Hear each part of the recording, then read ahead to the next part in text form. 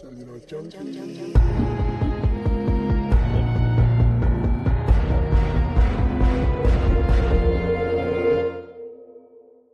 Welcome to episode 26 of Celluloid Junkies. I'm here with my cockadoodie co-host Luke Kane. Hello. Put on your Liberace records because this bitchly month we're looking at one big bastard of a thriller, Rob Reiner's Christing 1990 Dirty Bird Misery. Jesus Christ, that was really good. I got them all in there. You almost died. You have a compound fracture of the tibia in both legs, and the fibula in the right leg is fractured too. And as soon as the road's open, I'll take you to a hospital. In the meantime, you've got a lot of recovering to do. There is nothing to worry about. You're gonna be just fine. I'm your #1 fan. My name is Annie Wilkes. I think one of my clients, Paul Sheldon, might be in some kind of trouble. You mean Paul Sheldon, the writer? Well, everybody sure likes those misery books. They had it at the store, Paul. They said he checked out last Tuesday. Isn't that a little strange? I guess it was kind of a miracle you finding me. In a way, I was following you. You were following me? Oh, Paul, I've read everything of yours, but the misery novels. You must be a good man, or you could never have created such a wondrous, loving creature as Misery Chastain. Very kind. The presumption must now be that Paul Sheldon is dead. You dirty bird. How could you? Misery Chastain cannot be dead. Misery Spirit is still alive. I don't want her spirit! I want her! And you murdered her! You don't think he's dead, do you? And don't even think about anybody coming for you, because I never called them. Nobody knows you're here. And you better hope nothing happens to me. Because if I die, you die.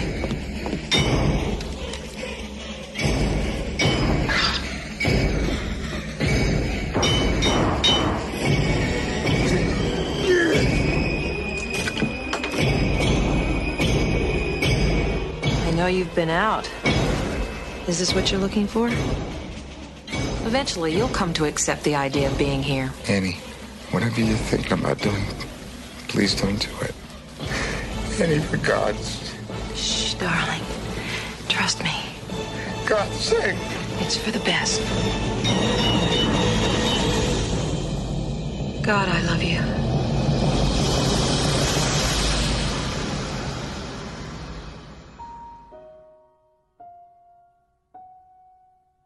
It's September of 1984, and the first film of actor-turned-director Rob Reiner, best known for his role in American sitcom All in the Family, has been a mild success. The ahead-of-its-time mockumentary This Is Spinal Tap, produced on a $2 million budget, turns a profit for Embassy Pictures and over the coming years will turn into a cult favourite. Embassy are working on getting a new script off the ground, a short story called The Body, written by Stephen King. King is, at this point, a very successful writer of horror novels who's about to take off in a big way. Already there are several film adaptations of his work by notable Hollywood elites, Brian De Palma's Carrie, for instance, and Stanley Kubrick's The Shining. Tobe Hooper's miniseries of Salem's Lot, Louis Teague's Cujo, David Cronenberg's The Dead Zone, John Carpenter's Christine, and an adaptation of Firestarter have also all turned a profit, demonstrating that King's work is easily saleable. His digestible combination of horror, thriller, and the supernatural fits perfectly into the 1980s landscape. Adrian Lyne, director of the box office smash Flashdance, has just finished making his new film 9.5 Weeks and is attached to direct The Body. But he wants some time off, and his holiday conflicts with an upcoming sale of Embassy Pictures, who want to get the film made before it gets cancelled. Reiner is brought on to direct, and the film, featuring Richard Dreyfuss in little more than a voiceover as its only star, lands into cinemas in August of 1986. It's a massive success, spending 3 weeks atop the box office, 15 of its first 16 weeks in the top 10, and garnering a $52.3 million return on its $8 million budget. 1 month after the release of Stand By Me, King's new novel, the 1,138-page It, a book that has taken 5 years to write, is released in an initial print run of 1 million copies, double the number of any of his previous works. 9 months later, his next book, Misery, is released with the same initial print run. It spends 12 weeks atop the New York Times best-selling fiction list throughout the winter of 1986, and Misery spends 7 weeks atop that same list the following summer. King, if he wasn't already, is now undoubtedly the biggest drawcard in fiction writing. Until this point, the majority of King's work has been optioned for a film adaptation prior to its release. Producer Andrew Shaiman, who'd worked with Reiner on Stand By Me, is surprised to find that no such deal exists for Misery, which he picks up in an airport bookstore and reads on a flight. King would later say that the book was a personal story, and he was hesitant to see it adapted for the screen, but was swayed when Shaiman approached with the idea that Reiner would direct. King had loved Stand By Me, another story he felt was personal, and agreed as long as Reiner helmed the project. Timing couldn't have been better. With the success of Stand By Me and his next two projects, fantasy film The Princess Bride and romantic comedy When Harry Met Sally, Reiner was now one of the industry's most sought-after directors. Shaiman and Reiner turned to Academy Award-winning screenwriter William Goldman, who'd penned The Princess Bride, to adapt the novel. Goldman was best known for his Oscar-winning screenplays for Butch Cassidy and the Sundance Kid and All the President's Men, as well as The Stepford Wives and Marathon Man.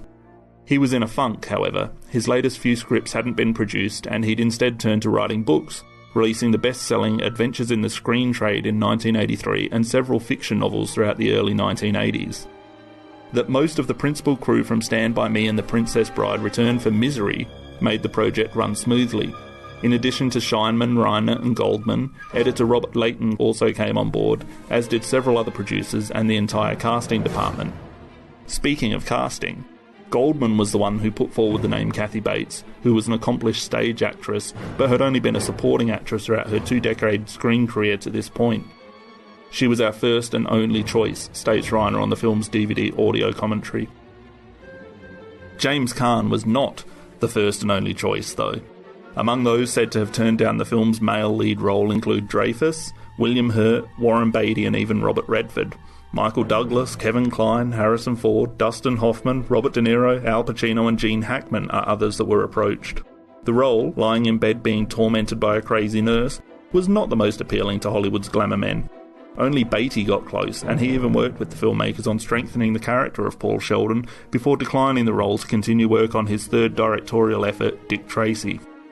James Caan, who'd retired from acting citing burnout in 1982, had recently returned to the craft and was about to head to Italy to make an action film when he heard that Reiner and co were seeking a leading man. In the end, he ended up being the perfect fit for the job. Shooting took place in Nevada, California and New York from February to May of 1990 with a budget of approximately $20 million, and the film was released into cinemas on November 30th of that year. It debuted at number 2 behind box office behemoth Home Alone and grossed over $60 million, finishing in the top 20 films for the year. This would remain the biggest box office for a King adaptation until it was overtaken by The Green Mile in 1999, and to this day it remains in 4th place on such a list, behind 2017's It and 2007's 1408.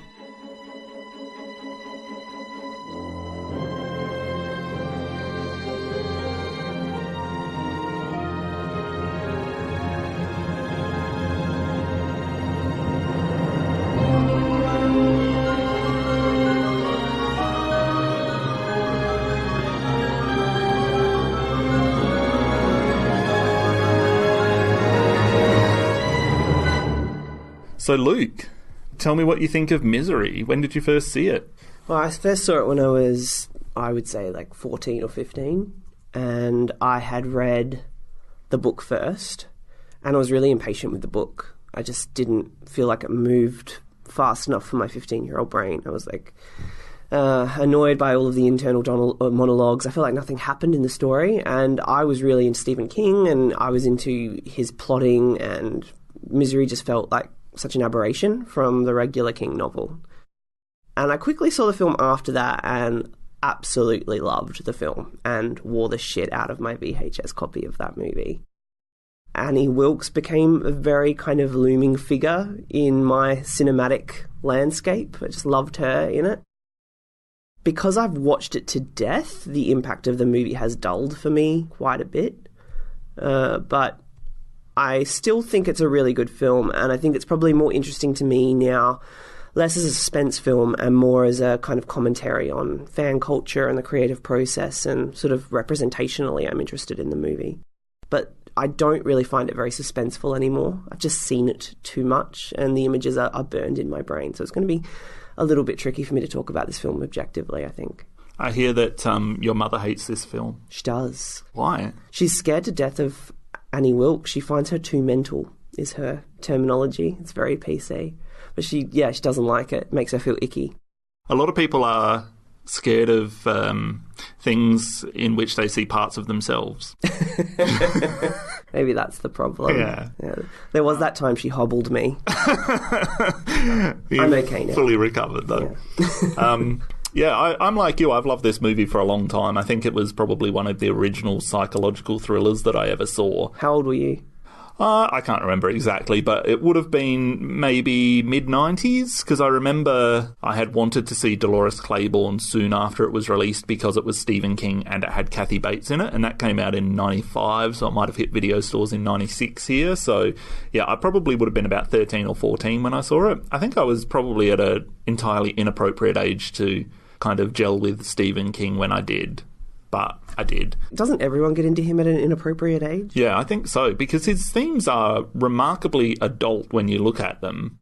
Well, he was my first adult novelist, and I distinctly remember going to because I borrowed all of his books from my school library, but I would have to go to the high school library to get them. But my librarian, she was so just supportive of the fact that I wanted to read that she would just let me check out all of these grotesque books, and she ordered heaps in for me. I'd be like, I want Cujo. And then 4 weeks later it would be in the library. She was lovely. Her name was Mrs. Patience. Oh, she had a lot of it. That's a perfect name for a librarian. Yeah, she was so great. Mine was called Mrs. M's. Mrs. M's, if you're listening. Hello. Shout out. I still believe that this is one of the better examples of a psychological thriller, especially from that time when so many of them were being made. And then I remember going to the video store and wanting to have the same experience that I had with Misery. And so I would just, every psychological thriller that came out. But of course, they never quite met up with Misery, because Misery is such a unique psychological thriller because it really does have some elements of very stark horror, like body horror and special effects that most psychological thrillers don't have. They don't quite tip over into horror, whereas Misery does a few times. It was such a rich period for that genre. There was not only Misery, a few years before that, Fatal Attraction had garnered so much praise and Academy Award nominations, including, I think, one for Best Picture. And then that same year, there was Sleeping with the Enemy and Pacific Heights. And within the few years after that, there was stuff like Copycat and Disclosure and The Good Son and Sleeping with the Enemy. Yeah. Did you just say that one? I did say Sleeping with the Enemy, yeah. When I was growing up, I used to go with my parents, and particularly my mum, she's a big reader, to a lot of secondhand bookstores, and there was one in Elizabeth South, and I don't know why we trekked all the way down there, but it had this awesome selection of Stephen King novels, and I worked my way through a lot of those books when I was, as I say, at probably an entirely too inappropriate age. I have a funny story. There's one time when I was remember you used to get up at school and do show and tell? Mm-hmm. And so I was reading a Stephen King novel at the time, and it was Cujo, and I was in grade 5, which for people in Australia means you're probably about 11 years old. But I decided I was going to get up there in show and tell, and I read this gruesome passage from Cujo out to the entire class. And I'm still to this day surprised that I wasn't expelled or sent to an asylum or something. But I've always had this love for Stephen King's writing, and he is one of those easy people to get into. But also horror and all kinds of dark themes, and that all kind of manifested during my otherwise very happy childhood. So I guess I was able to, because of my childhood, distance myself from the themes in these books, and so they were relatively easy to absorb.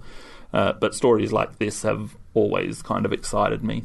So there was a time where, when I first got into Stephen King, one Christmas, my mum took me to a bookstore and she said, you can get 8.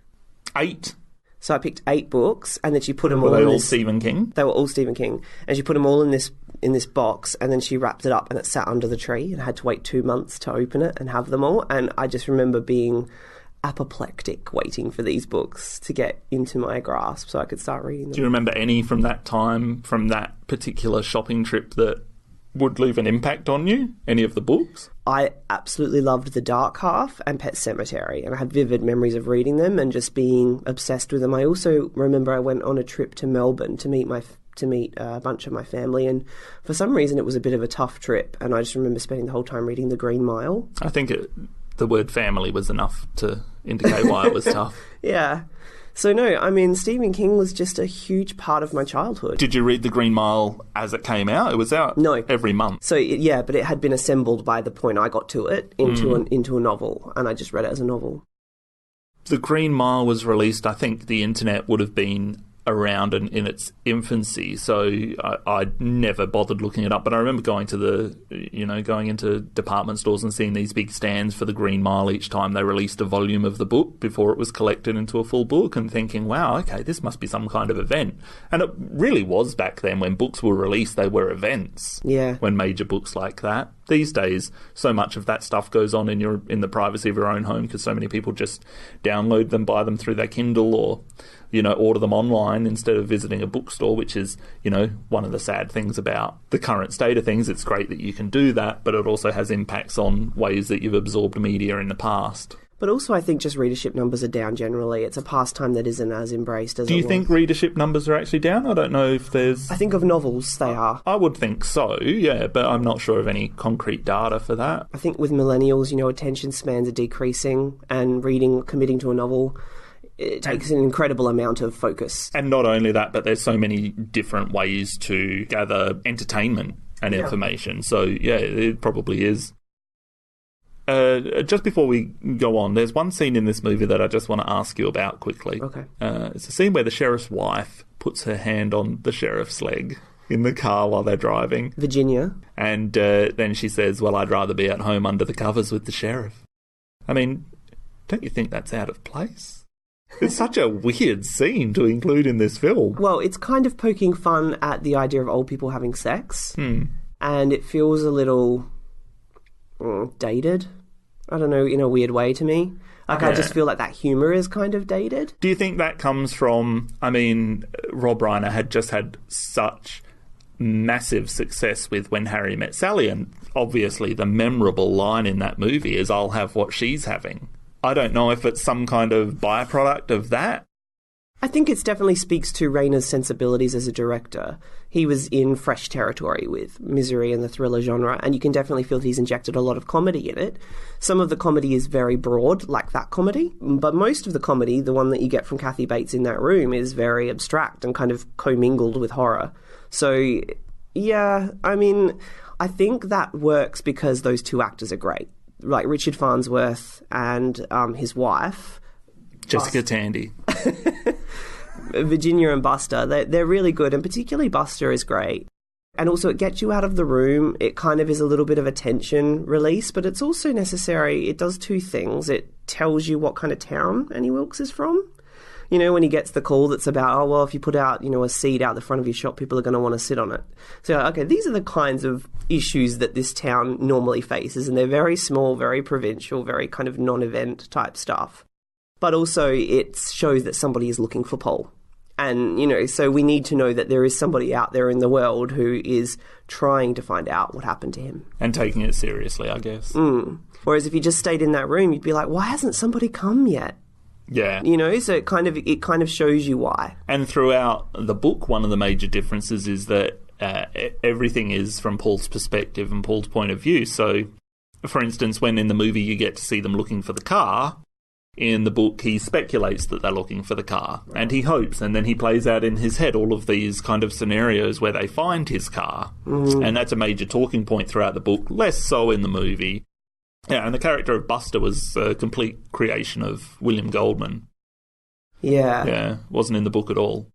I think it's a necessary addition. But we'll get into all of that. I was really surprised when doing research for this episode that there are as many adaptations of Stephen King books and stories that have been well received, because I always kind of had this impression that the majority of his stuff had not been kind of given the correct kind of service when it had been transitioned to the screen, and he had a kind of predilection for allowing television movies of his books, which I always kind of frowned upon.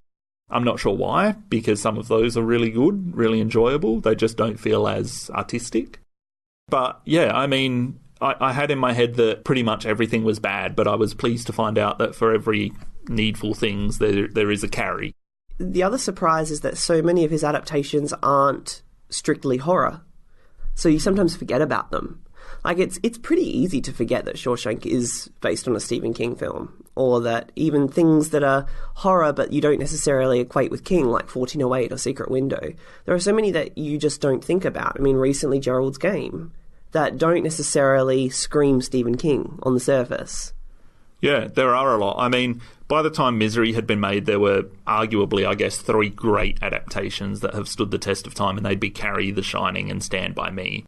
And after Misery, in terms of the ones that have lasted, you're probably looking at The Shawshank Redemption and possibly The Green Mile, even though reviews were somewhat mixed for that. But for the same level of filmmaking, that's the class we're looking at. And to be honest, it's pretty rare that any writer has that many books turned into really good films. So, if anything, he's very lucky. Well, lucky, but also I think he just has an ingenious imagination. His stories are so vivid and unusual. Even Misery, or Cujo, or Christine, or Needful Things, these stories are so unique. Just for a bit of information, some of his best received, according to Rotten Tomatoes, Carrie is the highest rated at 93%, Stand By Me and The Shawshank Redemption at 91%, The Dead Zone at 90%, and Misery at 89%. And some of the worst, Firestarter was 38%, Children of the Corn was 36%, Needful Things 29%, Thinner was 15%, and The Tommyknockers, which was a TV movie, was 8%, which is particularly bad. I mean, do you have a favourite? Well, Carrie is my favourite. But very close to that would be The Shining, although I don't necessarily think of that as a Stephen King adaptation because it just takes the bare bones of the book. And then Kubrick does his own thing. The other ones that I love are like Cujo, Christine, Stand By Me, Dolores Claiborne, and then the second tier would be The Green Mile, Shawshank, Pet Sematary. Yeah, look, I agree with you on most of those. Carrie is my favourite, and in fact it's my favourite horror movie, as you know. And I think Brian De Palma can be total trash at times, but he's also made some absolute masterpieces, and Carrie is one of them. It's honestly a really simple story that is turned into a really simple film. But it is elevated with these kind of technical flourishes that just make it so different to anything else out there, which is kind of what De Palma was able to do throughout his early career, at least. And, I mean, I still watch in awe every time I see it at how technically perfect the movie is. I think it's a masterpiece, Carrie. And so moving. It is. And that's really unusual in horror films. You know, you don't just get the thrill of the viscera of horror. There is this real humanity that runs through the story, and it's ultimately heartbreaking, Carrie. Very much so.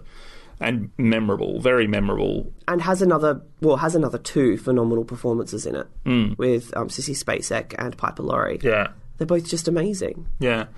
I would agree with you on the next ones, The Shining and Stand By Me, and, I mean...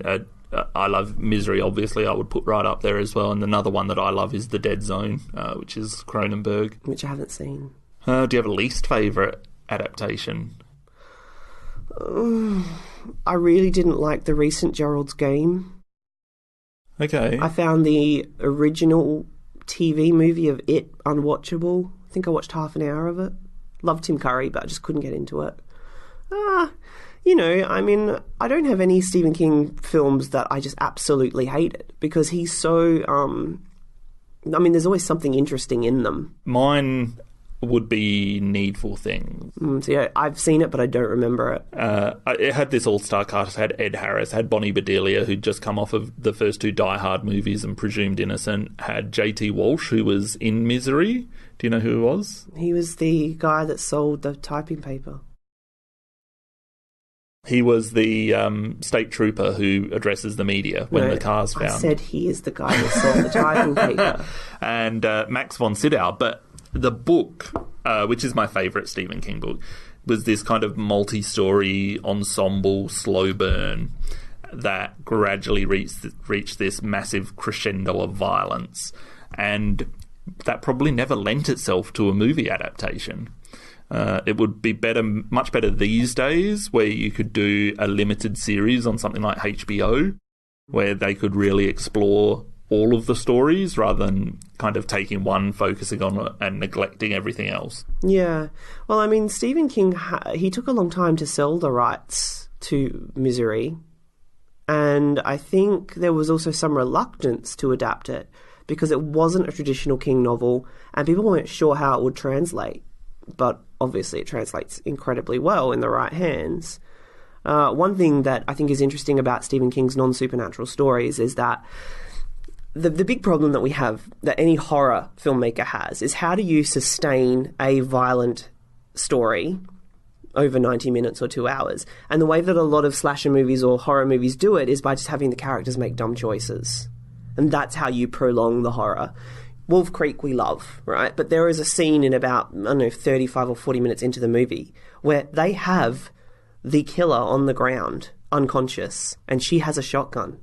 And instead of killing him or tying him up or something sensible, they just leave him. And then he gets up and it goes on for another hour. And horror movies are rife with that sort of, logic, which is really frustrating. To the point that it gets mocked in something like Zombieland, where they specifically say, you got to double tap. You got to shoot them twice. That's right. It's such an inherent flaw. Yeah, and I mean, Scream and Scream 2 kind of ingeniously make fun of it as well. When there's that great moment where Sidney Prescott shoots Laurie Metcalf twice. Yeah, just to be sure. Yeah.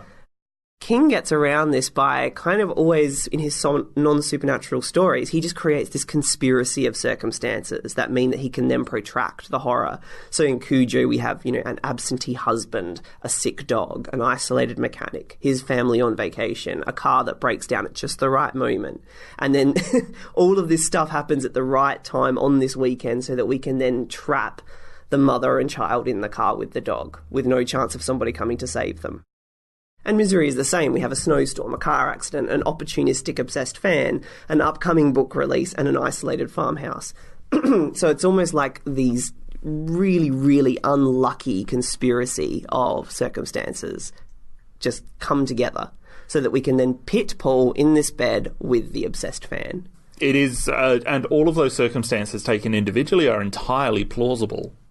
They are, that's right, they are. And hey, shit happens in the world, and sometimes everything that can go wrong does go wrong. So it's not unrealistic, and it also means that King doesn't have to rely on the stupid protagonist trope to keep the horror going.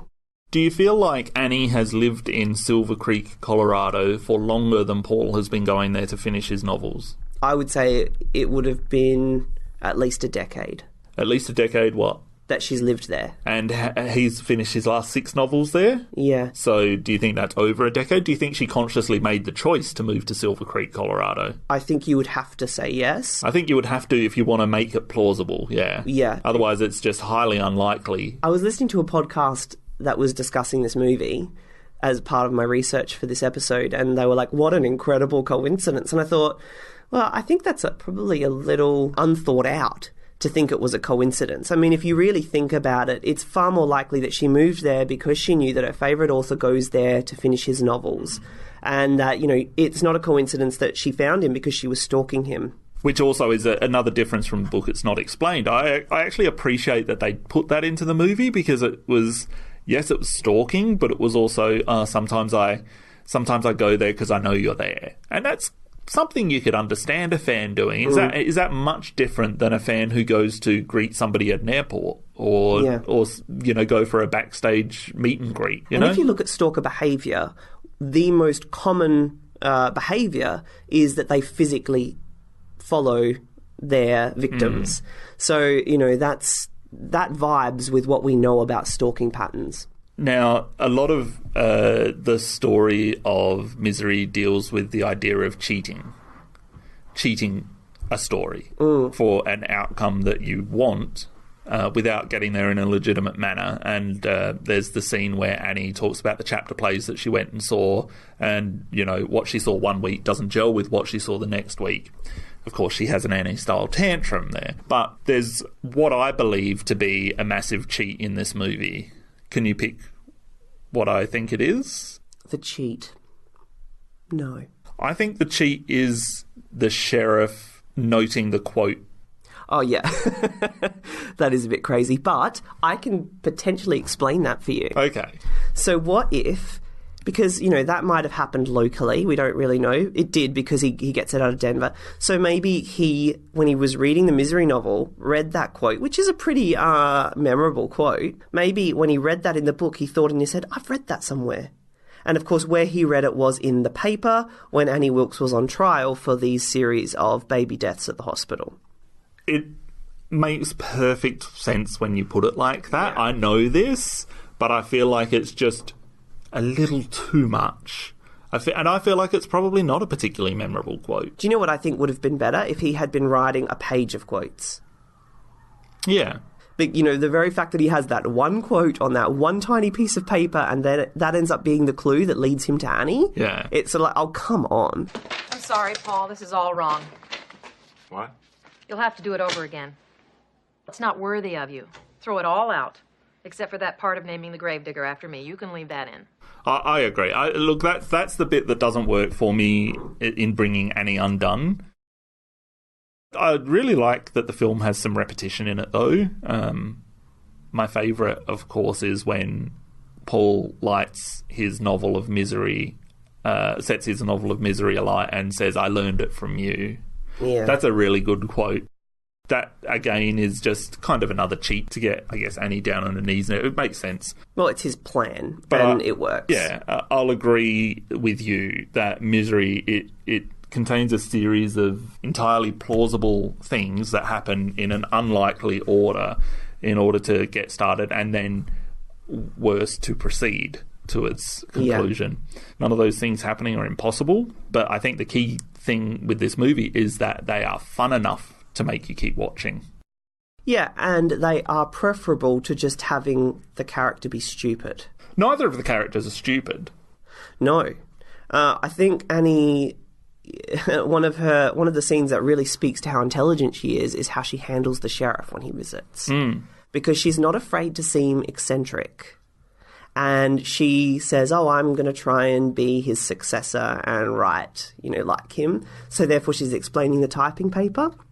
She admits that God... She explains the spare bedroom as well and doing the same thing. And she admits that she hears the voice of God. So, it's not like somebody who's trying to keep all of her eccentricities hidden. But she comes across as somebody who's, she's a little odd, but she's probably harmless. Just a harmless, odd little lady. Yeah. And, I think when she behaves that way, you think, wow, she's actually really smart and super narcissistic because she actually thinks she can get away with this if she just spins a bunch of bullshit. And she does. It's only because Paul, knocks something over and the sheriff turns back that things spiral out of control. Yeah. Do you want to speak a bit more about Annie? I think we probably need to. I think she is the kind of key to this movie, and I think anybody who walks away from this movie will understand why if you haven't seen it. Horror movies, they always have kind of represented the other or the different, and anything we can't understand or categorize becomes evil. Something that threatens us is because it's beyond our understanding or our comprehension or our knowledge. And mental illness has always been an easy target for this kind of representation. If we're not dealing in the supernatural, which is the case in Misery, then we have to deal with the scientific. And as unfortunate as may be, we need to kind of work to classify Annie Wilkes. It's been said that she has paranoia and depression and kind of most overtly bipolar disorder. I mean, even if we don't classify her, even if we choose to say, okay, well, there's something wrong with her, but we're not going to say it's a condition of the mind that we're aware of, she becomes a psychopath or a sociopath, which is essentially just the way of saying there's something scientifically wrong with her that we haven't yet pinpointed or don't care to. But the movie kind of says those things about her as well. Dr. Reed Malloy is the forensic psychologist who has a little special feature on the Blu-ray, and he says he's also written a number of books on the psychology of stalking in particular. He diagnoses her with just about everything, I think. Bipolar disorder, borderline personality disorder, schizoid, schizotypal, obsessive-compulsive features, sadomasochism, and he says this is the typical representation of a celebrity stalker. Clara Moradian, who is an Iranian refugee who now specialises in the United States in the field of mental health, agrees with most of this diagnosis. She says Annie meets this schizotypal personality profile because she lives alone in a remote area, she doesn't have close friends, she enjoys the company of animals more than people. And I read that and I thought that sounds almost like me. While she agrees that there are traits of borderline personality disorder, she also recognises that Annie lacks that disorder's main trait, which is an intolerance for being alone, signified by a number of intense and unstable interpersonal relationships. I mean, do you have anything more to say about that? Well, I think that she really is like a tossed salad of mental problems. Perfect. And I think that that's what makes her really an inconceivable creation. I think the only reason that we buy it is because Kathy Bates is such a naturalistic performer that she somehow kind of grounds this totally inconceivable person. I mean, you would have to be so unlucky to have that many mental disorders all kind of vying for precedence inside this head. I feel like King almost like unable to decide exactly what to make her. He just made her everything. He just threw it all into the mix. And she's like a composite of practically everything that can go wrong with the human mind. You know, you mentioned most of them, but she also has like false moral standards. She has a narcissistic complex, which I've discussed. But it's interesting that people who have real mental disorders will often gravitate towards very conservative, moralistic values as a kind of veneer that will cover their problems, which, you know, they very often find difficult to control. So that's why I think we see Annie adopting a very kind of religious sensibility. And also, you know, we see that in her dress and in her unwillingness to swear and the fact that her home is so organised and rigidly composed and, you know, the part down her hair through her hairline is so straight, and, you know, she's always very careful because these are all things that mentally unwell people do to try to cover the fact that they're actually grappling with these sorts of internal problems. And I think there's a lot of truth there, but it's almost, I mean, she's so crowded. And, you know, when you see other depictions of mental illness, like people like the villain in Pacific Heights or Sleeping with the Enemy or Single White Female, they're tempered. They're not like this amusement park of problems. You know, they've got one or two problems. I feel in a way like Misery, it overdoes it a little bit with Annie. I mean, it's probably exacerbated a little bit because of the setting. Something like Single White Female takes place in a big city and it has a bigger cast. So, you know, there's more things to take your attention away. But when you're watching so kind of acutely these two people on screen, and I think that the film has a lot of technical facets which enhance the character of Annie Wilkes. I guess first and foremost there is Kathy Bates's performance, which is spectacular. But there's other reasons. I mean, Rob Reiner and Barry Sonnenfeld was his cinematographer. They choose to shoot Annie mid-frame in most of her dialogue sequences. So she's right there, front and centre, and she's looking slightly past the camera each time. But she's there. Her head is taking up a lot of the frame. And this happens when she's happy, when she's celebrating Misery's return, for instance, or when she's angry.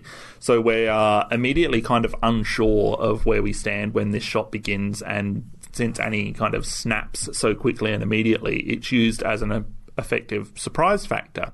But it heightens that kind of surprise as well, that kind of response that the audience has, because it's so much closer. She's right in your face.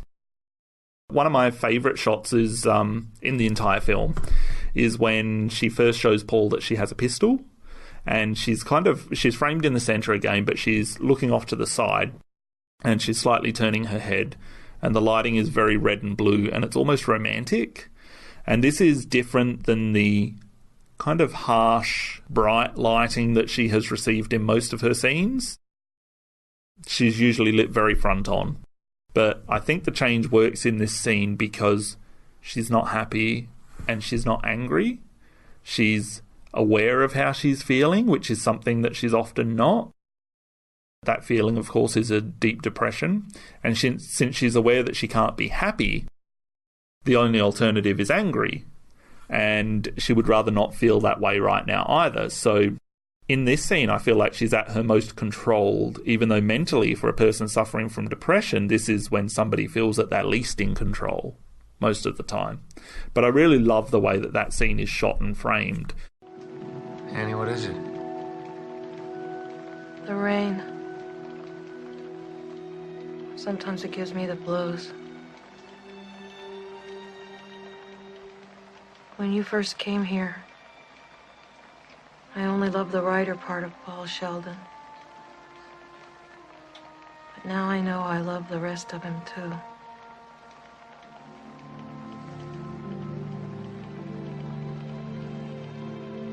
I know you don't love me. Don't say you do. You're a beautiful, brilliant, famous man of the world, and I'm not a movie star type. It's a great scene, and what's interesting about it is that the penny has dropped in that scene.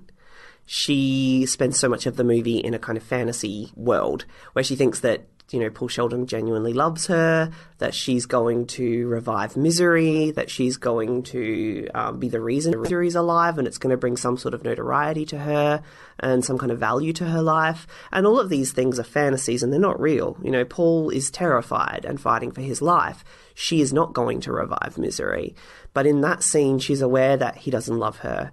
It highlights something that maybe we don't think of until that scene, which is that Paul is really advantaged. He's good looking, he's from New York City, he's very sophisticated.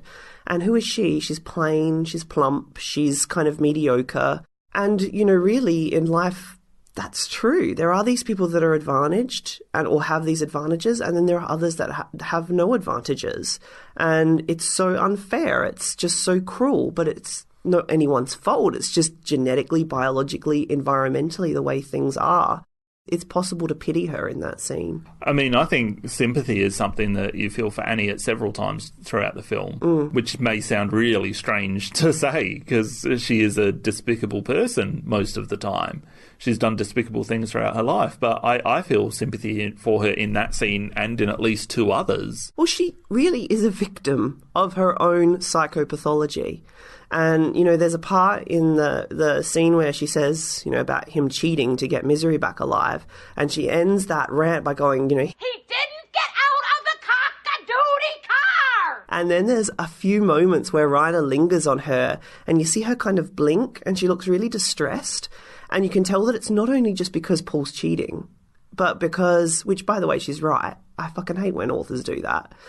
But also because she's upset by the fact that she's just lost her cool again. And she doesn't know why she can't just express a point lucidly.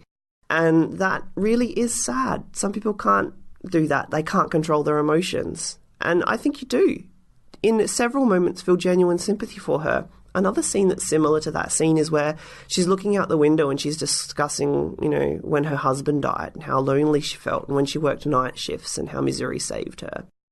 I think that that's another moment where you really feel this character's loneliness and isolation.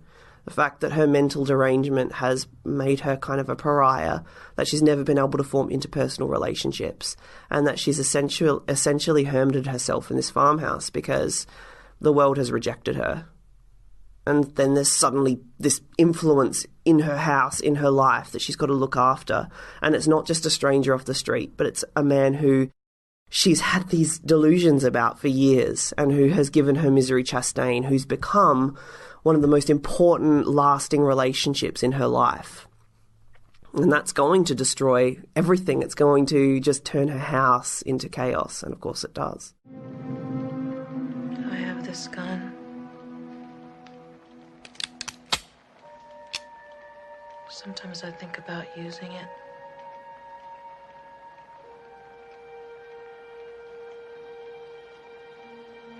I better go now.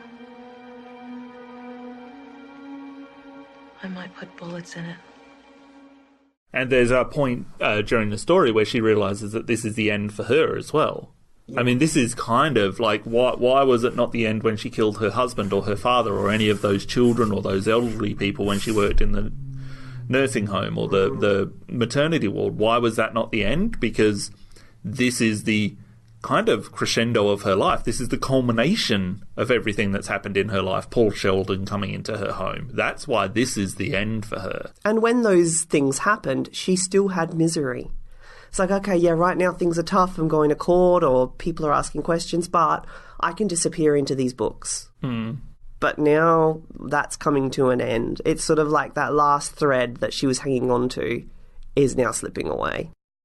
There's the scene later on where Paul invites her to have dinner with him. And she puts on her makeup and she does her hair. She kind of puts curls in her hair and she wears a really pretty outfit and everything. And of course, Paul has laced her wine with Novril and is going to sedate her and then kill her and escape. And that plan goes awry because, of course, Annie knocks over her wine. And then she apologises. She apologises for ruining his celebratory dinner, which is, almost romantic. It's like the first date that she ever would have been on, or at least has been on in many, many years. Man, I feel sorry for her. I know our sympathy is supposed to be with Paul, whose plan has failed, but my sympathy is with Annie. Well, she's so cute in that scene. Yeah.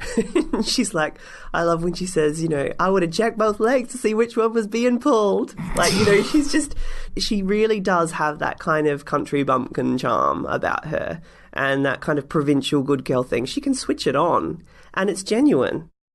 I mean, another scene where that kind of country bumpkin comes into play is when, and this is another scene where I feel sorry for her, and this is probably the saddest I get for her in the movie. Well, okay, it's the scene where Paul says he needs 3 things, and she says Dom Perignon. Yeah. And he mispronounces it. Yeah, he looks almost kind of mockingly at her. Yes, Dom Perignon. And that's kind of the saddest thing, because you look at her as this, he looks at her as this kind of simple, uneducated woman, which she's not. I mean, it could be taken that she doesn't have the kind of world-wise ways of, somebody who gets to drink Dom Perignon all the time. But she's not one-dimensional, and her psychoanalysis kind of tells you that. And I think that that's a really kind of sad sequence, because it puts one character so far above the other. Well, yeah, I mean, we don't really excuse it, which is interesting because she's torturing him systematically. But, I mean, when he is mocking her for her not knowing about fancy things or being provincial, he comes across as a bit of a snob. And it's not a very nice colour on him, even though what's happening to him is totally wrong. Resent her for, hobbling you. Don't resent her because she's just simple and, has a simple life and hasn't had the advantages and privileges that you've had. So obviously Annie enjoys that Paul is subservient to her, just as she kind of enjoyed her patients, most of whom are now deceased, being subservient to her. She kind of had the power to either heal them back to full health or to assist them with dying. And she usually chose the latter. But she keeps Paul alive, and in doing so, she gets him addicted to painkillers. So his reliance upon her is therefore greater. And she then kind of punishes him for acting on this addiction by hobbling him, which again makes him even more reliant upon her. There's kind of the physical side of her manipulation, which is exactly that, but there's also this mental side of her manipulation. At the start of the movie, she strings Paul along by saying, yes, I'm going to call your agent and I'm going to call your daughter, which she never has any intention of doing. She says, once the phone lines are back up, and she says, once the roads are back open, I'll transport you to hospital, which she also has no intention of doing. So she gets some time out of that and some kind of trust from Paul. I feel like you're speaking more about the book than the film. I don't feel like the film makes it really clear that he's addicted to painkillers. Less so. There's really only the scene where he goes looking for them. And I don't feel like she hobbles him because, as punishment for his addiction. She hobbles him for going out. Yeah, that's right. Yes. Not because he's addicted to painkillers, though. Well, he's originally left the room to get the painkillers. To drug her, not to take them for himself. In the film. I guess that's the difference, isn't it? Yeah. Yeah. So, yeah, in the book, it's far more apparent that he's addicted to these painkillers. In the movie, he actually actively kind of eschews taking the painkillers. No, he wants to stay lucid. Yeah. But there's a lot of mental manipulation, so, as I said, she tells him all these lies at the start, and she then kind of forces him to subjugate his greatest asset, which is his mind, by A, burning his new book, when it's the only thing he's really ever been proud of, and B, forcing him to change the way he's writing Misery. So she kind of takes over control of that as well. She takes over control of his mind in some ways. I feel like burning the book is kind of a symbolic amputation. You know, destroying somebody's product or somebody's art, that's really vicious in a way that's more vicious than the hobbling. For me, I almost feel like the movie took out the amputation of the legs, but by burning the book, it creates this sort of symbolic amputation. I think the two, the kind of physical and the mental, meet in the Hobbling scene, which is obviously the key scene, because she does this just grotesque act of physical violence and then follows it up by saying, "God, I love you." And I just think that's such a perfect kind of meeting of those two worlds. Yeah, I mean, what she's doing by hobbling him is prolonging his dependency on her, and that is an act of unification, because his dependency is the glue that keeps this relationship together. But, I mean, look, I don't think that the portrayal of mental illness in Misery is problematic. Do you? Only in the sense that I think it is over the top.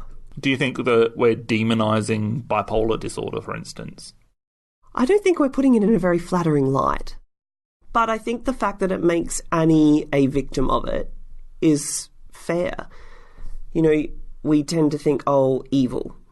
You know, mental disorder, evil.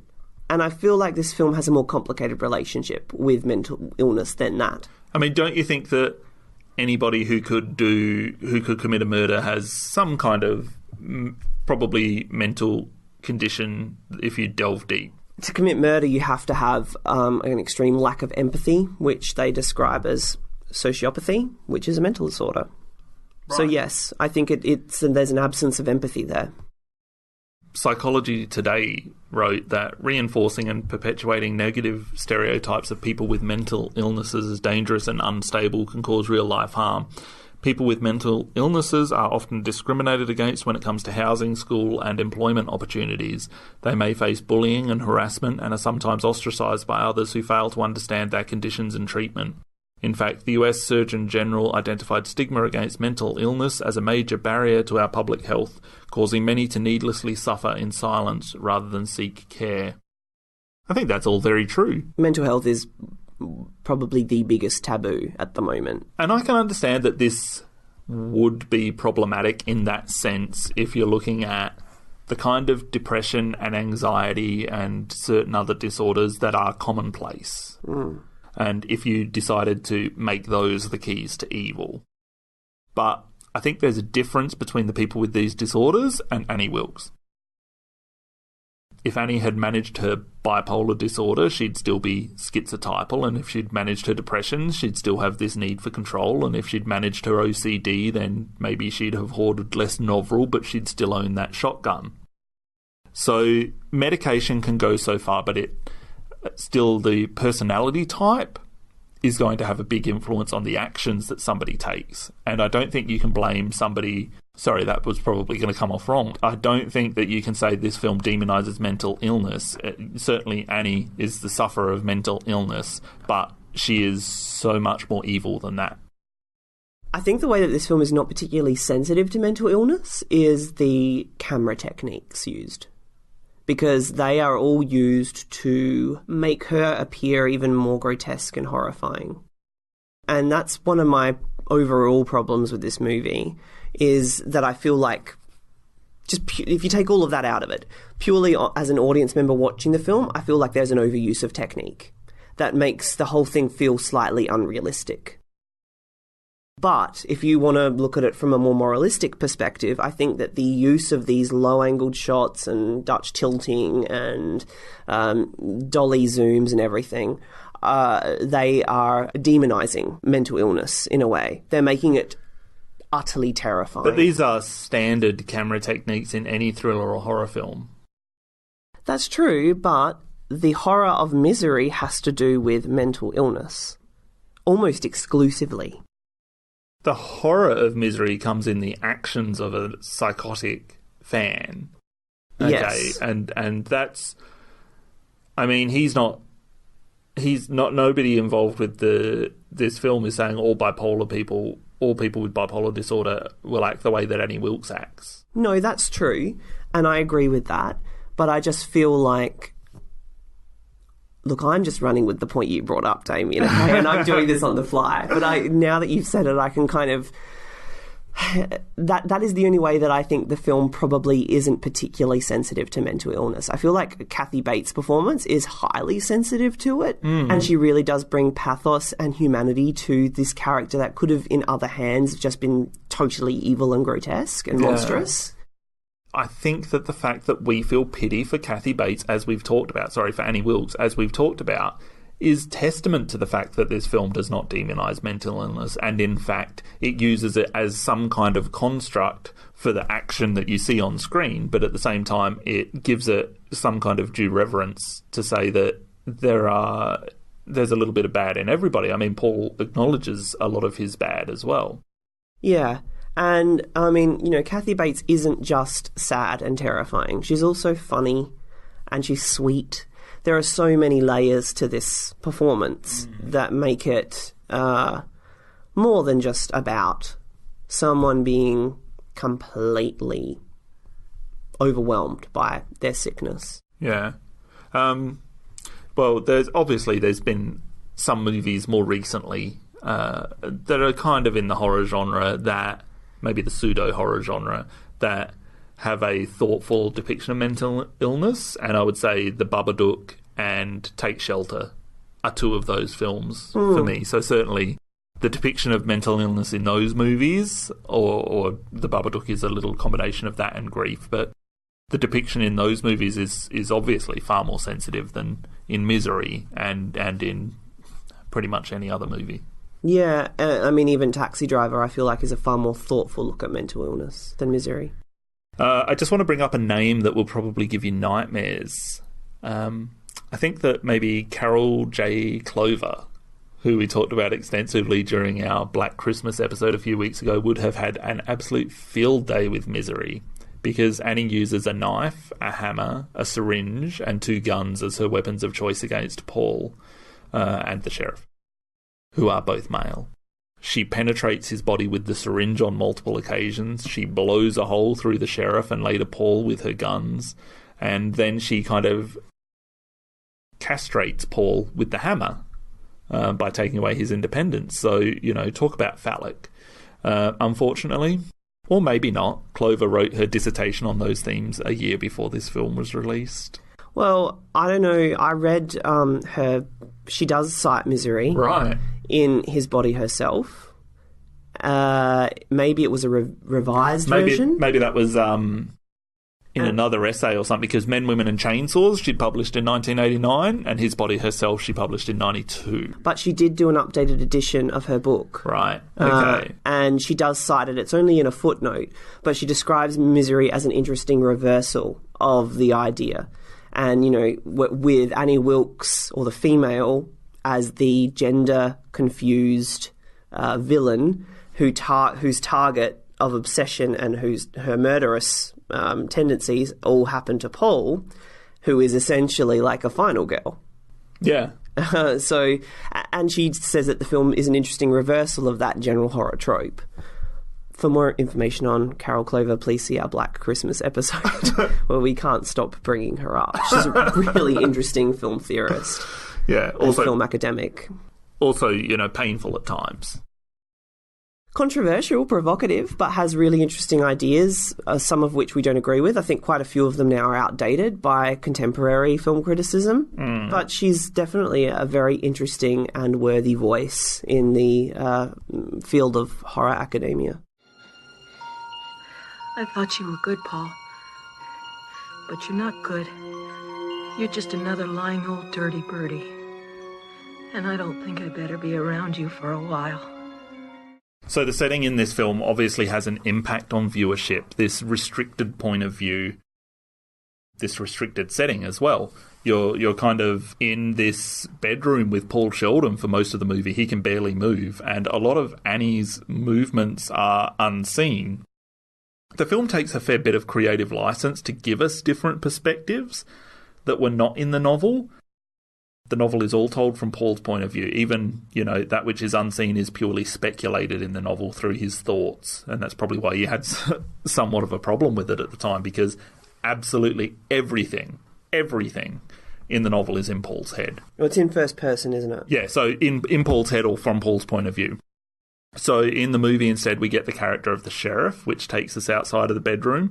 And that kind of plot device also introduces us to other characters like Paul's literary agent, the media, other state troopers, the general store owner. And when we're back in Annie's house, the film doesn't deviate too much. We do get, I think, 2 shots that are outside of Paul's perspective. There's this one shot of Annie in her bedroom watching television, and then we see her initial interaction, or her entire interaction with the sheriff, which is when Paul is down in the basement.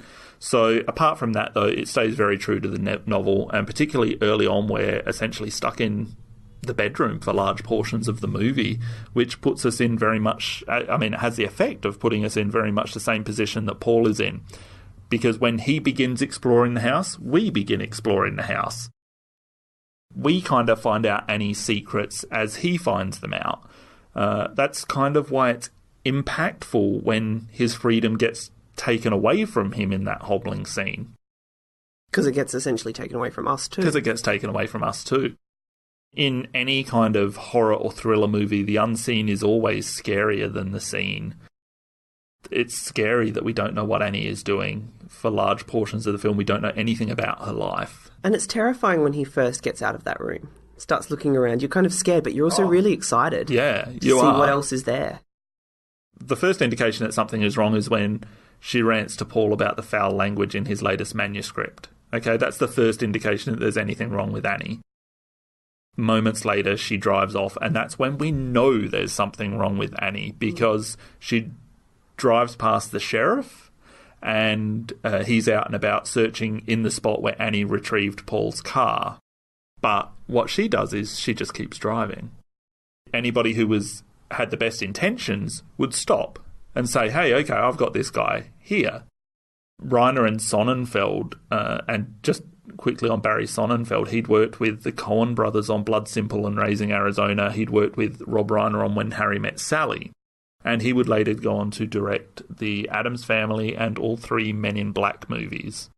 They, as I said, they choose to shoot tight in a lot of scenes. We get a lot of close-ups of Annie or Paul. We don't get many lingering wide shots of Paul's bedroom. And this kind of tightness in turn manipulates the suspense into, I guess, it has the effect of tightening around our throats. But that scene that I just spoke about, I think, is technically and stylistically, that's a really key scene for this movie, because she drives past the sheriff, and we start with this wide kind of point of view shot from Annie's perspective as she's approaching. And, it's a wide shot. There they are in the distance. We're coming closer to them. As we come closer to them, we turn and we look at them from the side, and then we continue turning, and we're suddenly in this tight shot again of Annie's face. I've read time and time again about this film that any competent director could have done what Rob Reiner did with Misery, and that is possibly true because there's nothing groundbreaking here, but I still think he's kind of done a superb job speaking through his camera. I think so too. I think it's an unfair criticism. Okay, yeah, probably. But couldn't you make that criticism against anyone? Apart from the kind of absolute elite at their peak, yes, I think you could. Well, sure, anyone could theoretically do what anyone else does. No one has special superhero powers that means, only they could do that. It's sort of a bit of a redundant criticism.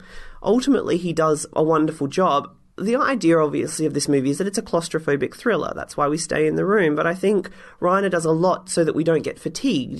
There are endless inserts and extreme close-ups and dolly camera shots and inventive camera work. That shot that you're talking about is brilliant. We see kind of from a distance, we don't even know it's Annie's perspective initially, the sheriff. And then the camera zooms around. And so we've seen the solution, but it's far away and it's kind of leaving us. And then we turn and we see the threat. And it's this wonderful juxtaposition, and the score, I think it's Marc Shaiman's score, how the music just as we get to Kathy back. And, there's something just inherently thrilling and terrifying about that shot. I think one of the best shots in the film. Easily. It's one of the most memorable, for sure. Reiner's philosophy as a filmmaker is to, in terms of camera placement, is to give the audience the best seat in the house. And he does that. I mean, I don't ever feel in Misery... That's a really good... That is the first time I've ever heard that, and I love it. I love hearing it. He said it in the Scream Factory version of the Blu-ray in their interview. The other thing is that he had said to Kathy Bates, or they had worked out a story that she'd been abused as a child, possibly sexually abused as a child. I think that note is really important in kind of going back to what we said earlier about taking her out of just being kind of this incarnation of evil. And you know, that's why we get those flickers of humanity and sadness, and that she really is a victim of herself. And I think a lot of those sensibilities other directors would not have brought to Misery. And perhaps critics who are kind of levelling these criticisms at Reiner aren't really thinking those things through.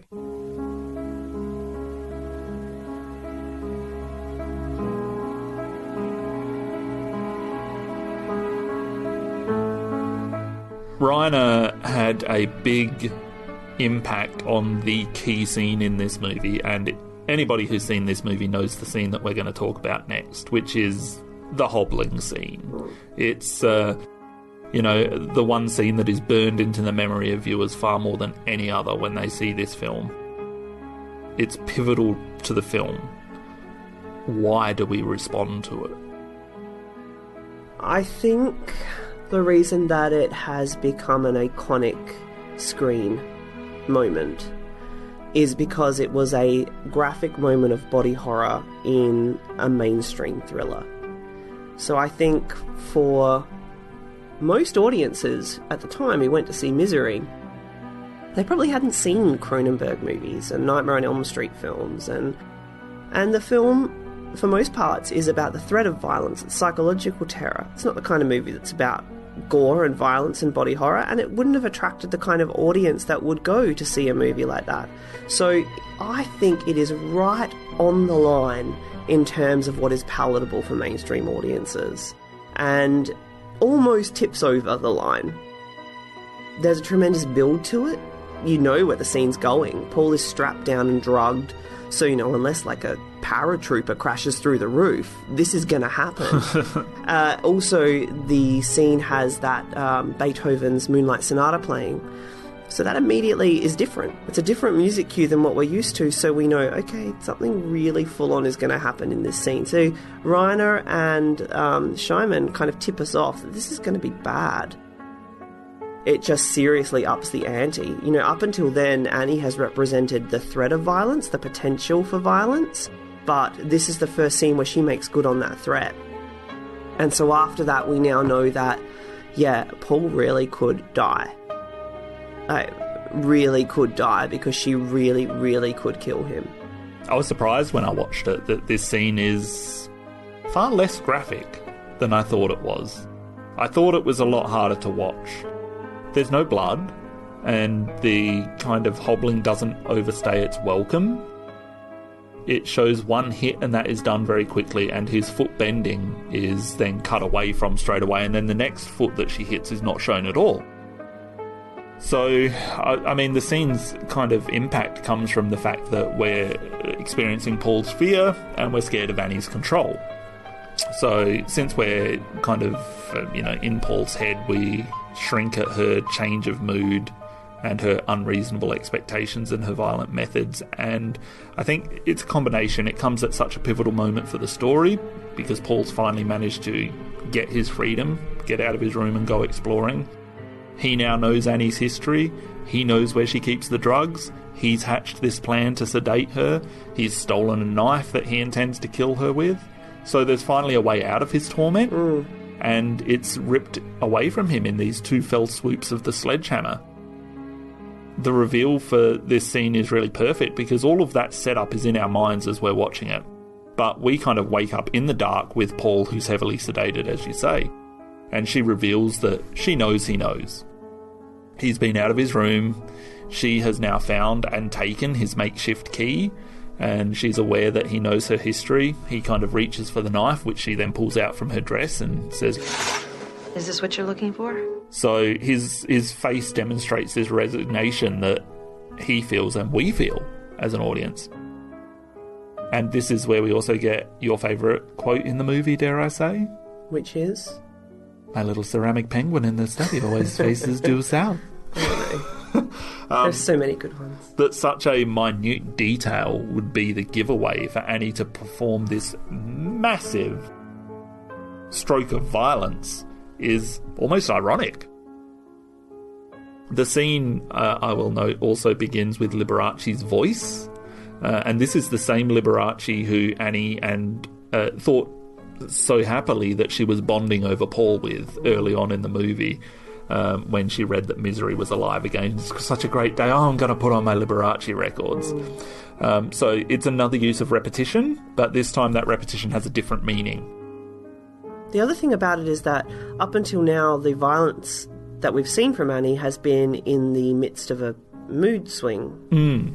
Whereas this is very calm. It's very premeditated. It's considered and it's careful, and that is why it becomes so malicious. It's another side of Annie that we haven't seen. It's sadomasochistic, and it's really thought out, and so we just don't fucking know what's going to happen here.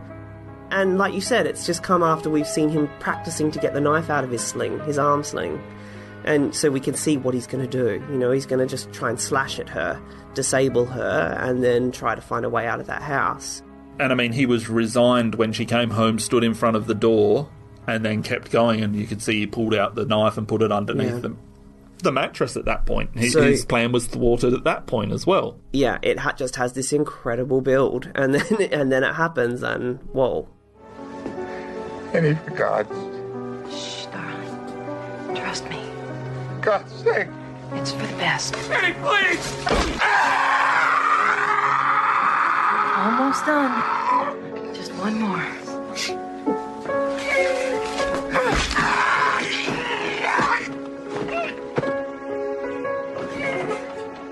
God, I love you. Legend has it that George Roy Hill, who was the director of... he won Best Director for The Sting in the early 70s, and he was also nominated for Butch Cassidy and the Sundance Kid, which was written by William Goldman. He was originally attached to direct Misery, and I'm not sure how true that is, because there are reports saying that he was originally attached to direct it, and then there are the current day reports that say Stephen King would not allow anyone but Rob Reiner to direct it. So, yeah, I'm not sure what the circumstances are there, but he apparently left the project, if he was attached to the project, he left the project over this scene, and he's quoted to have said, "I was up all night and I could just not hear myself saying action on that scene." Oh, what a sweetheart. And that was originally when it was the lopping scene where she takes an axe and cuts off his foot, which was how it was in the novel. I don't really see how one is more or less horrific than the other. No, I think... having just finished the novel Misery, I think they made the right choice for the film. Mm-hmm. I wouldn't have wanted to see what was in the novel in the film. And not just because I'm squeamish, because I'm really not, but because I think the hobbling is more significant. I mean, I feel like we've seen amputations in movies before, granted not in these circumstances. Most amputations in movies happen because the person needs it to live. But I mean, I feel like the hobbling is really unique, and in that sense it's more horrifying. I mean, to bring up Wolf Creek again, Wolf Creek 2 has a really kind of sickening amputation scene as well, when remember they're doing the quiz? Mm-hmm. And he cuts off his fingers. Yeah. Just an awful thing to watch on screen, really. I mean, this is pretty awful to watch on screen as well. Well, yes. Let's move on a little bit and finish our discussion of Misery with a little bit of a talk about Stephen King. He has said that... a lot of, or it's been speculated that a lot of Stephen King is reflected on screen in Misery. Do you have anything to say about that? Certainly, I think the idea of the relationship between celebrity and fan is represented, and that's something that King has felt and experienced. Yeah, I mean, he has said that Annie Wilkes and the story of Misery is actually about his cocaine addiction, which he was battling at the time of writing it. There are entire books King has written that he has no memory of writing because he was so kind of hopped up on cocaine. That's insane, isn't it? Yeah. I heard that there was once an intervention that his family held and they just dropped everything on the floor all of his drugs or something like that. Yeah. But I feel like Misery is sort of so simplistic and archetypal in how it's told that representations of Annie, you could say that she represents anything. If we take the cocaine analogy, we can see that it works. You know, when Paul feeds Annie, like when he agrees to write Misery or allows himself to be dependent upon her, she's good to him and he experiences relief, like taking the drug. When he resists her, like when, he kills off Misery or he rejects the typing paper, he's in pain, like a man going through withdrawals from his drug. She also acts as creative fuel for Paul, like when she pushes him past his inability to convincingly bring Misery back to life. And of course, cocaine and inebriation can do that. It can kind of unlock doors for a writer. And she's also destructive to his body, like an addictive substance ultimately is. But for me, yeah, okay, I guess that's sort of semi-interesting. I think the film's far more interesting to look at in terms of fan culture, which has become so ugly with social media. I think I said to you when Annie goes into like that big spiel about the plot mechanics of, Her chapter plays? Yes! She reminded me of like the really emotional infighting you see on social media between fans who are, disputing various plot mechanics or devices in their favourite cinematic universe or whatever. The thing about fans is that they don't want you to change too much from the original story, but they also don't want more of the same. So there's sort of this weird inability to please them because they don't want the same story, but they don't want a different story. Another Annie Wilkesism is call-out culture. People are turning on celebrities so quickly now. A public person makes one single contentious remark and they're vilified online. Suddenly they're losing sponsorship deals and movie roles. The minute there's any kind of change to Batman's costume or his powers or his gadgets, there's this wave of backlash. I feel like almost Annie Wilkes is this kind of walking avatar of an aggressive social media account. Even, I've been guilty of it. My online persona is really just, the mentally ill version of me. I think that's probably true of everybody's social media persona, isn't it? I feel like online we all turn into Annie Wilkes somehow. Yeah. There's also this interesting interpretation of it. I'm going to quote this from a writer who is me. Annie is by no means a purveyor of the fine arts. She's like a simple girl with little knowledge of Paul Sheldon's Upper East Side stomping ground. Her life is comprised of ceramic ornaments, plaid clothes, daytime television, loneliness, and not least of all tacky romance novels. The Misery series attracts a certain type of female reader, one who revels in unrealistic fantasies about love and illusory notions of romance. For years, Paul has made money peddling these fantasies to women like this, but he doesn't want to be a sellout anymore. He wants to rediscover himself as a writer, on the back of a series of books he believes are now beneath him. Annie Wilkes, the woman who gave Paul wealth, notoriety and security while she remained plain, unloved and unseen, challenges him like a battered consumer who's about to get cheated again. She made Paul Sheldon, so when he begins to withdraw, she threatens to unmake him, literally. In this sense, she is not only the fan Paul asked for, but the one he deserves. It's very true that, it's a kind of similar argument to someone going up to a police officer and saying, do something, I pay your wages. Mm-hmm. Yeah. She has that possessiveness that fans have over the people that they love. And so suddenly they feel they have, or they're entitled to then dictate what that person does. I bought your book. I saw your movie. And so therefore you now owe me. And that's what Annie does through this whole... She feels that she owns him. I found this article written on Medium by a gentleman named James Katsanakis. Did you find that? No. He wrote, in Misery, Paul Sheldon ruminates on fan harassment via mail. These days, social media provides direct lines of immediate communication. If I wanted to tweet awful stuff to Stephen King right now, I absolutely could. This direct connection and the media's non-stop coverage of it amplifies all of this negative, toxic behaviour. Because of this, Annie Wilkes, originally an exaggerated stand-in for fandom, now seems an appropriate metaphor for toxic fandom in 2019. In a time where creators and actors are constantly leaving social media amidst hateful messages from supposed fans, where Star Wars movies are criticised for having a female lead, and where the trolling from online Marvel fans leads Rotten Tomatoes to change their policy about early reactions, it's easy to look at Annie Wilkes, a character written in 1987 before social media was even a thought, and view her as downright prophetic for the power that fandom now claims. One thing that I think is interesting about the relationship between Annie and Paul is how they're both kind of givers of life and death to one another. So Annie describes first picking up Misery while she was working late shifts at the hospital, soon after her husband had died. And multiple times she describes the Misery novels as having saved her. So in this sense, Paul kept Annie alive long before they even met. Then, of course, after Paul crashes his car, Annie keeps Paul alive. Conversely, Annie continually threatens to kill Paul, and, spoiler alert, Paul ultimately kills Annie. So there are these fascinating mirrored transactions of life giving and taking between these two characters that began long before they ever met. 30 years? Don't think we need a spoiler alert. So obviously Stephen King, as I said at the start of this podcast, he said that Misery was a very personal project. To me, this sounds like something any author would say. But there does seem to be some basis in fact for this. He was actually planning to release the book under his pseudonym of Richard Bachman, but that pseudonym was found out to be King prior to the book's completion, and so that idea was thwarted.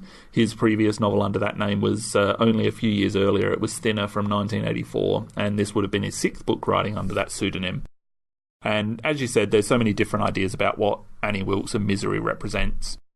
But Stephen King, in 1984, had written the fantasy novel Eyes of the Dragon, and it was poorly received by his fans, some of whom were just so, as we say now, toxic about it, and the fact that he would choose to leave horror. So the metaphor is that King is writing horror novels for fans. That is echoed in Paul continuing to write the Misery novels, which seems like, you know, a far more obvious way of getting to where you get to the content of Misery that may also be inspired by so many of those other things that you've spoken about, and particularly his drug addictions. So I think there's probably this conglomerate of events that have come to be represented in Misery, but I think that the name Misery is very pertinent. Yeah. Because if he feels that way about all of these things, then Misery is the perfect word for it. It's a strange name to give a character, Victorian heroine, yeah. As I said, I just finished reading the novel, which I did love. There's a lot of differences between them. Mostly it's very similar, as any book and film are, but you kind of focus on the differences. Personally, I think filmmakers should have the ability to have this kind of creative license.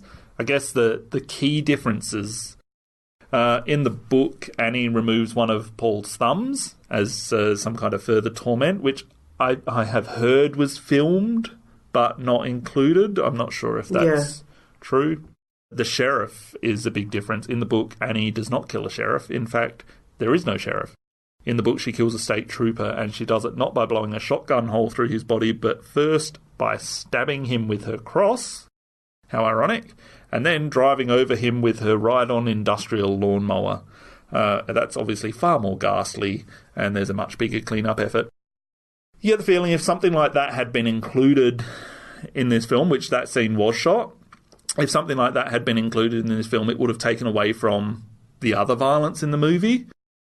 In the book, Paul actually safely tucks away his latest Misery novel under the bed, and it's a novel that he has come to be immensely proud of, and maybe he just can't bring himself to burn another book he spent so much time writing. So instead he places a pile of blank pages with only a printed title page on top on the floor and burns that instead, whereas in the movie he burns the book he's just finished writing. And Annie's death is different. So in the book, Annie survives the attack on Paul. He locks her in the bedroom, he goes and gets more Novril, and he passes out. He hallucinates her several times, and the next day he wakes up as the police arrive. Annie has escaped, and we later find out that she got out through the window, and she went to the barn to fetch her chainsaw before succumbing to her head injuries and dying. I think fans of the novel will always debate whether a filmmaker has the right to make changes to a story, because after all, they weren't the source or the vision for the story in the first place. What do you think? reading a book and watching a film are very different experiences. I mean, they're very different mediums. And so if you need to translate something from a novel so that it better fits the medium of film, then you must. And also we want adaptations of books into film because some books have brilliant stories, but we also want our filmmakers to have some artistic freedom so that they can get kind of jazzed about the project and put something on the screen that's really unique and speaks to their artistic sensibilities. I think that Misery, the film, captures the spirit of Misery, the novel, but takes some ideas and just kind of twists them a little to make them more cinematic. And that's great. Yeah, I think the big question would be to ask if any of the changes work against the story, and in Misery I firmly believe they do not. None of the changes work against the story. In fact, some of them elevate the story. I think the character of the sheriff is really, really key to the movie's success, having him there. I think it's better that we get removed from Paul's head, and it's better that we don't just have a cast of one-shot characters. We actually have this one character who's running throughout the movie, as you say. At least somebody's looking for Paul. Even Lauren Bacall as Marcia Sinclair is a really great character because it tells us what world Paul comes from, whereas Buster tells us what world Annie comes from. And so that's a really lovely juxtaposition. Luke, tell us about the release and reception of Misery. Well, it was, received really well. It was released on 1,244 screens on the 30th of November 1990, a week before the release of Edward Scissorhands, and 3 weeks after what would become the year's highest-grossing film, which was Home Alone. It made $10.1 million on its opening weekend and finished with $60 million, making it the 19th highest-grossing film of that year. The Hobbling Scene quickly entered the zeitgeist and became a notable talking point amongst audiences, similar to the bunny boiling scene in Fatal Attraction 3 years earlier. That's a good comparison. Reviews were reluctantly positive and focused mainly on Kathy Bates' performance. Roger Ebert rated it 3 out of 4 stars and praised Kathy Bates, but wrote, "The result is good craftsmanship and a movie that works. It does not illuminate, challenge, or inspire, but it works." Vincent Canby of the New York Times said, "Annie is a great horror film character, but Misery means to be more than a horror film. It seems to want to be a Hitchcockian kind of cat-and-mouse suspense melodrama, which demands a lot more ingenuity than Mr. Reiner or Mr. Goldman can muster." David Kerr of the Chicago Tribune wrote an interesting review in which he argued, and I'm paraphrasing, that the story is a clear allegory for the popular artist's relations with his public, which in this case seem to be severely strained. King seems to be characterising his audience as dangerous half-wits who keep him imprisoned in the same genre formulas while he yearns to create great literature. With the help of screenwriter William Goldman, King and Reiner have created a slightly less bilious version of Woody Allen's Stardust Memories, in which the word fan is essentially interchangeable with the phrase cretinous psycho. Misery turned Kathy Bates, who was an established stage actress, into a household name, and she won numerous accolades that year that culminated in the Oscar for Best Actress. The film itself appears on a number of best thriller horror lists and was parodied in a French and Saunders sketch. It also inspired a viral prank video in 2016, in which an Annie Wilkes lookalike accosts a salesperson at Barnes & Noble who has never heard of Paul Sheldon or the Misery novels, which we loved. That video? Yeah. Oh, brilliant. We'll provide a link to that. Kathy Bates was also, just recently, she was voted the top Best Actress Oscar winner of the 1990s by Gold Derby, which is a website which predicts Hollywood Awards polls each year. She got 23% of the poll, and just behind her were Jodie Foster in Silence of the Lambs, Jessica Lange in Blue Sky, Frances McDormand in Fargo, and Hilary Swank in Boys Don't Cry.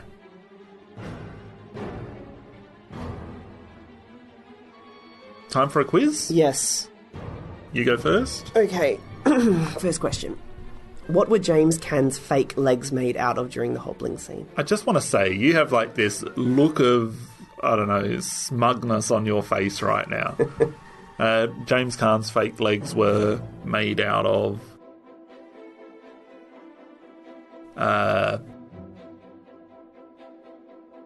that stuff that you make boats out of. Starts with an A.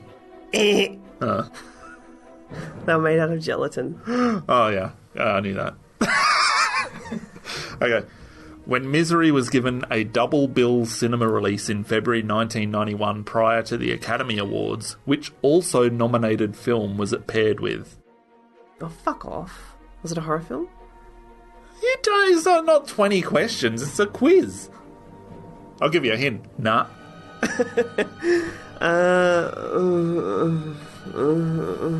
Edward Scissorhands. Postcards from the Edge. Oh, well, that's a sensible pairing. Isn't it weird? Misery was Barry Sonnenfeld's last film as cinematographer. What was his first film as a director? Oh, shit. His first film as a director, I think, was the following year. So it wouldn't have been The Addams Family, but, man, I've forgotten. It was The Addams Was Family. it? Yeah. Oh, okay. I thought he'd done one in 91, but... That's a pretty good one to have straight out of the gate. Yeah, but, I mean, the majority of what came after. Yeah. It's a shame. Director Rob Reiner cameos in Misery. Which character does he play?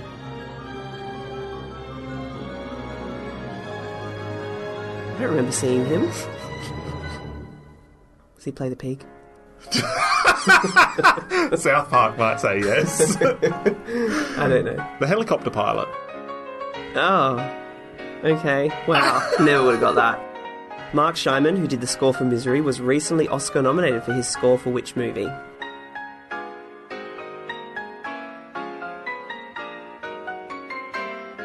Mary Poppins Returns. Oh my god, yes. Damn you. He's actually had about 6 or 7 Oscar nominations, I saw. Just ask me a question that I'm going to get right now. What are the 2 television shows that we see or hear Annie Wilkes watching? Love Connection. Yes. Is that one? Yes. It is. I don't know the other one. I get half a point for this. You giving up? Yes. Family Feud. Okay. Ironically, she has neither love nor family. Damien.